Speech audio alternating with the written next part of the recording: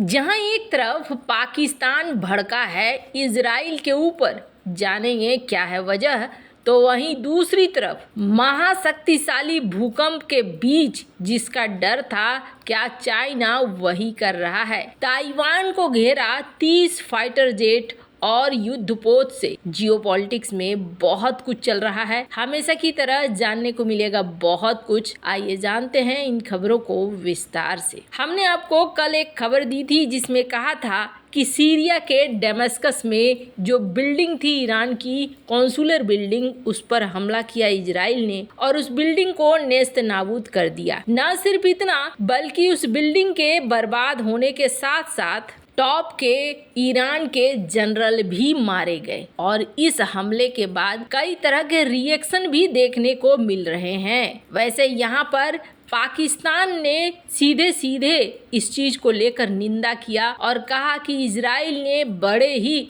Irresponsible तरीके से यह हमला किया है और ईरान के एम्बेसी पे हमला किया है, जो बहुत ही गलत है और ये इस रीजन में इस युद्ध को और भी ज्यादा भड़का सकता है। जैसा कि हमने आपको कल बताया था और इसमें कहा था कि यहाँ पर सीधे एम्बेसी पर ही निशाना लग गया है। करीब 6 मिसाइलों का इस्तेमाल किया गया था कथित तौर पर इस इलाके में। वैसे ये भी कहा गया पाकिस्तान के द्वारा कि ये जो हमला है, ये हमला सीरिया के ऊपर भी हमला माना जाएगा और ये हमला जो वियना कन्वेंशन है डिप्लोमेटिक रिलेशंस ऑफ 1961, इसका बहुत बड़ा उल्लंघन है। दरअसल यूएन के चार्टर के अनुसार आप किसी के दूतावास पर हमला नहीं कर सकते हो, पर यहाँ पर ये हमला हो गया है। यहाँ पाकिस्तान की तरफ से सिर्फ एक विरोध नहीं आया, पहले भी कई बार पाकिस्तान को लेकर नाम उठता रहा है, लेकिन पाकिस्तान इस युद्ध में किसी तरह की कोई भागीदारी सीधे तौर पर तो नहीं रखता है। आपको बता दें, स्क्रीन पर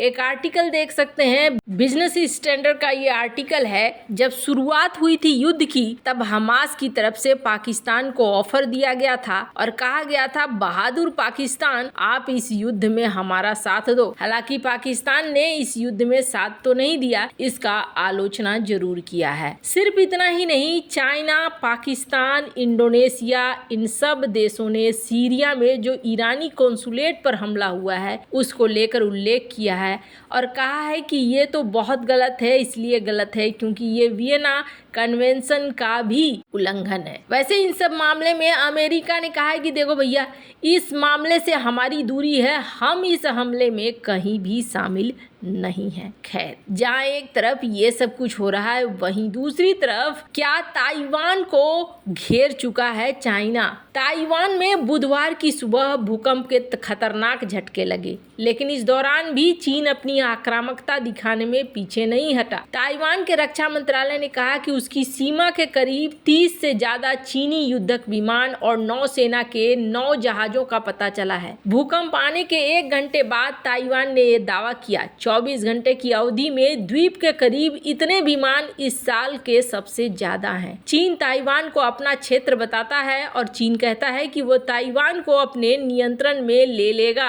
भले ही इसके लिए बल प्रयोग क्यों न करना पड़े। ताइवान के रक्षा मंत्रालय ने बताया कि 20 विमान ने द्वीप के एयर डिफेंस आइडेंटिफिकेशन जोन को पार किया। ताइवान के रक्षा मंत्रालय ने एक्स पर इससे जुड़े एक पोस्ट में लिखा कि आज सुबह 6 बजे तक ताइवान के आसपास चीनी सेना के 30 विमान, नेवी के 9 जहाजों का पता लगाया गया। 20 विमान ताइवान की उत्तरी मध्य रेखा में जो जोन है, आइडेंटिफिकेशन जोन, उसे पार कर गए। ताइवान सैन्य बल ने स्थिति की निगरानी और जवाब देने के लिए उचित बल तैनात किया है। इन्होंने एक ग्राफ भी दिखाया कि किस तरीके से ये तीनों तरफ से हमें घेरने की कोशिश कर रहे हैं। चीन ने ताइवान के इन दावों का कोई जवाब नहीं दिया। कई सोशल मीडिया यूजर्स ने कथित तौर पर ताइवान के पास जहाज के वीडियो पोस्ट किए और आपको बता दें, इससे एक दिन पहले ताइवान ने अपनी सीमा के करीब चीन के एक सैटेलाइट लॉन्च का भी पता लगाया था। पिछले महीने ताइवान ने द्वीप के करीब 36 चीनी युद्ध विमानों का पता लगाया था। ये इस साल विमानों की सबसे ज्यादा संख्या है। घुसपैठ में बढ़ोतरी को एक्सपर्ट ग्रे जोन कार्रवाई करते हैं। ये ऐसी चालें हैं जो पूर्ण युद्ध से कम होती हैं। साल 2016 में साई इंग वेंग के चुनाव जीतने के बाद घुसपैठ में तेजी आई। उन्होंने ताइवान पहले ही स्वतंत्र माना है, जिसे चीन पूरी तरीके से नकारता है। चीन लगभग हर रोज ताइवान के करीब उकसाने वाली कार्रवाई करता है। इसके अलावा युद्धक विमान, नौसैनिक जहाज तैनात करता है। ताइवान में बुधवार की सुबह 25 साल में सबसे ताकतवर भूकंप आया है। इस भूकंप के कारण 4 लोगों की मौत हो गई और 50 से ज्यादा लोग घायल हो गए हैं। कुछ तो गड़बड़ जरूर है। इस बीच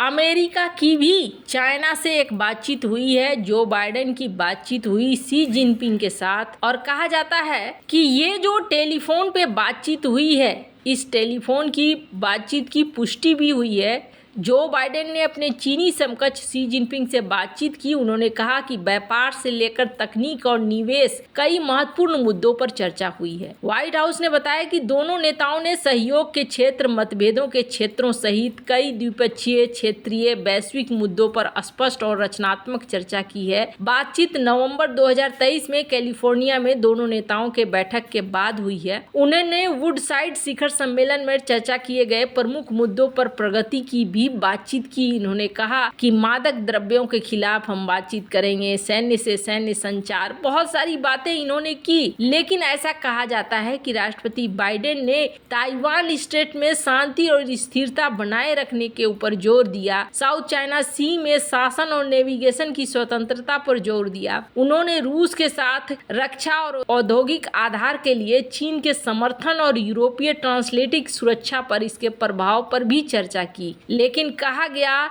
कि शी जिनपिंग ने इसका उत्तर इस तरीके से दिया है। उन्होंने कहा है कि भैया तुम रेड लाइन पार मत करना और ताइवान हमारा रेड लाइन है। वैसे आपको बता दें, जिस तरीके का भूकंप आया है और भूकंप के बाद सुनामी का खतरा है, TSMC जो कि चिप बनाने वाली ताइवान की सबसे बड़ी कंपनी है, इन्होंने भी अपने प्लांट से लोगों को निकालना शुरू कर दिया है। वहीं दूसरी बात, कहा यह जाता है ताइवान के राष्ट्रपति चुनाव को प्रभावित करने की कोशिश चाइना की बहुत पुरानी थी, लेकिन यहाँ पर काम नहीं आया और यहाँ पर ताइवान में आखिरकार वो प्रेसिडेंट बन गया जिसे नहीं चाहते थे शी जिनपिंग। अब ऐसे मौके पे जब अर्थक्वेक हो, सुनामी का खतरा हो और ऊपर से चारों तरफ से नौसेना घेर रही हो, तो ये एक अलग ही माहौल होता है। ऐसे माहौल में भी चीन की आक्रामकता देखने को मिल रही है। चाइना यहाँ पर अवसर ढूंढ रहा है, आपदा में अवसर, और इसे लेकर एक बहुत सीख है भारत के लिए कि भारत को भी अपने आप को उसी तरीके से हर मुश्किल के लिए तैयार रखना चाहिए, क्योंकि भविष्य में इस तरह के सीन कभी अगर भारत के लिए हुए तो भी उस मौके का फायदा उठाने से बाज नहीं आएगा पड़ोसी। वैसे भारत ने भी यहाँ एडवाइजरी जारी कर दी है अपने सिटीजन्स के लिए। इसके अलावे हेल्पलाइन भी शेयर कर लिया है ताकि अपने नागरिकों की यहाँ पर मदद की जा सके। वैसे आपको क्या लगता है, क्या इस आपदा में भी अवसर ढूंढ रहा है चाइना? कमेंट कर अपनी राय जरूर बताएं। जल्द मिलते हैं अगले वीडियो में नई खबर के साथ।